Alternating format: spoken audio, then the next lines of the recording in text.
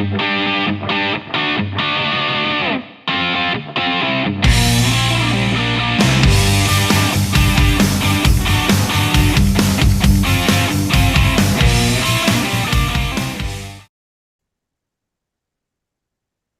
everybody, Lieutenant Joe here for the Blue Heart Podcast. So recently we did an episode, interview tips number 1. This will be interview tips number 2. I want to thank our sponsors, first of all, blue360media.com, the greatest publishers for everything in law enforcement, including my books, and medicalessentialdiagnostics.com. They are a company in New Jersey right now. They have 5 offices where you and 2 adults from your family can go and get health screened for no cost to you, right? So you can enjoy your career, enjoy your retirement, and get that pension without finding out something terrible at the last minute in your life. medicalessentialdiagnostic.com and blue360media.com.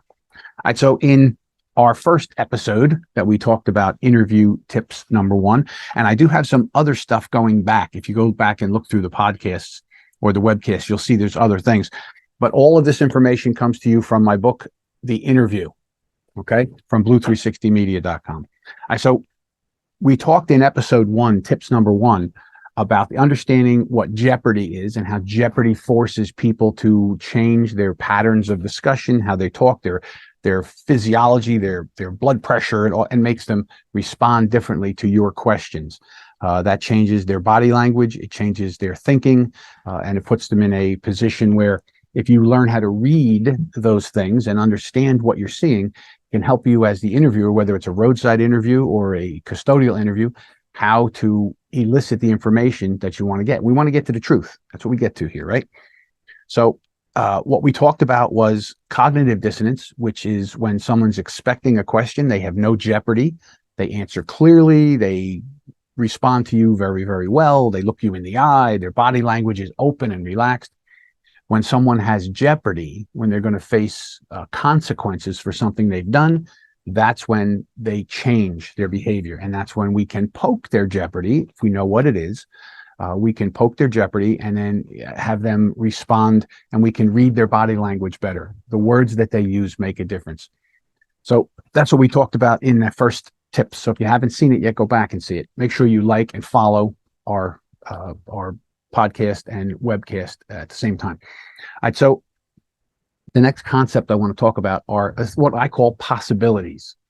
All right, so what are possibilities? Well, we did a program in the past where we touched on a little bit, but this is more specific. So possibilities, when someone has done something wrong, committed a crime, done something that they don't want to be held accountable for, they have jeopardy, right? And you're going to be talking to them either on roadside or you're going to be talking to them in an office somewhere.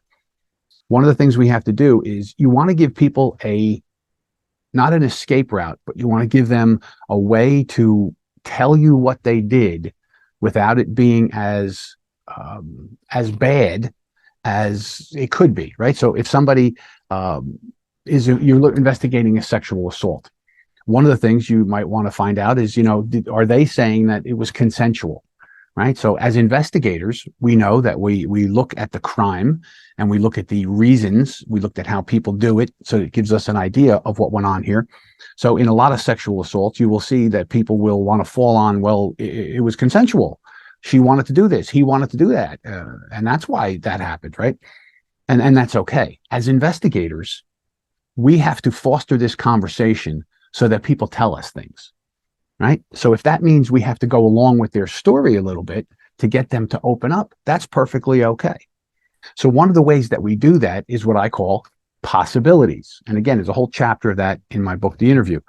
Possibilities are things that we throw out to these people, these suspects, not just sexual assault suspects, but any crime suspects, that helps them to explain their actions in a way that gives them a little feeling of room that, well, it wasn't a bad reason I did it.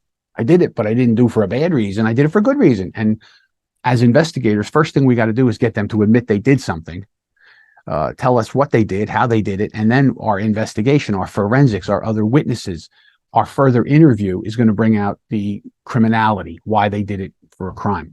So a possibility then is something that you throw out as the interviewer to get them to see it as not as bad, right? So it might be something like this. Listen, Mary Ellen is saying that you sexually assaulted her. Is it possible that you misunderstood the signal she was giving to you when you were together? Is it possible, right? In a theft, is it possible that you weren't going to keep this money? You were just using this money to buy medicine for your mother. You were going to give it back on Friday. Is that possible? So it is a socially acceptable reason for why they did what they did. Now, when you throw that out there, is it possible you took that money from work to get medicine for your mother? Now, that might not be true, but doesn't that sound much better than, did you take the money to go buy drugs? Did you take the money to go blow it in Atlantic City? Did you take the money for all these other nefarious reasons? They may or may not have a sick mother, but we don't all know that in the conversation. And if they start to listen and you start to see them think about a possibility you've thrown out to them, then you might be able to reel that in. You might see an answer like this. Listen, is it possible, you took this money to help your mother or your sister or one of your kids might be sick? You just take that money and you were going to give it back. You had to buy medicine. Is that possible? Well, if that is a reasonable thing to them, is that more societally acceptable to them than I took the money for drugs or anything else nefarious? You might hear, listen, I don't know what to say. Well, I told you my mom is really sick, and dude, what am I supposed to say? Well, that's not a denial anymore. That's not a denial. I didn't take any money. That tells you they're thinking about that possibility you threw out there. So we think about possibilities as offering societally acceptable reasons that they may have done something illegal, right? And if they think that you're buying that and they start to give you those societally acceptable reasons, in the beginning, we don't care. As investigators, we don't care. They're putting themselves at the scene of the crime and they're saying they did something, which is they're culpable for criminal activity. Then you're going to go back as the investigator and you're going to ask more questions. You're going to use evidence. You're going to read witness statements. You're going to look at forensics to help you push them further down the road, that while they might told you they stole that money to get medicine for their mother, they really don't have a sick mother who needed medicine, right? So you find that out later on and you keep the questioning going. And then eventually we hope to break them down to their real reason, but possibilities. And you want to start practicing that with everybody you know, right? Hey, is it possible that this happened for this reason? Is it possible that happened? And the more you practice these kind of things using possibilities, the more you're going to get good at it and natural at it. And that's the whole idea. So here in our tip number 2, interview tips number 2, we want to understand how jeopardy makes people react differently, makes their body language be differently. We got to understand cognitive dissonance. When you ask questions that they're not prepared for, that they have to try and lie, you're going to see broken speech, repeating questions back. You're going to see some silence maybe as they're trying to think of what they're going to say to you. Those are all signs of deception. And then you're going to throw out possibilities, societally acceptable things for them to say why they did what they did. So keep in mind, we're going to end here with this. When we interview somebody, we are seeking the truth.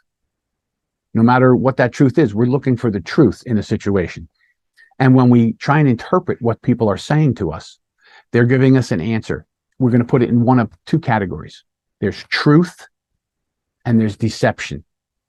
That's all there is. If you're talking to someone and your questions go to them and they end up giving you answers that you feel are truthful based on your investigation, everything you know, these are truthful, that's good. Now you can count them out. You can move them out of the crime. If you get deception, now you have to ask more questions, because deception can mean guilt, but it doesn't always mean guilt. Maybe they're involved in something else that they don't want to tell you about, they don't want to talk about, and they're coming across as deceptive. Our job as law enforcement investigators is to then ask more questions to understand why they're being deceptive, right? And if it's about guilt, okay, they're guilty, and then we can follow that line. If it's something else, then we take that into account. We move along as well. I'd say those interview tips number 2 from the book, The Interview. I'm telling you, it's inexpensive. Go get it. It'll change the track of your career and make you a better investigator. All right, so I appreciate everybody being here, and we will see you on the next episode. I think we're going to do interview tips number 3 And then we're going to start talking about the psychosexual connections to crime. That's going to be a good one. Talk to you soon.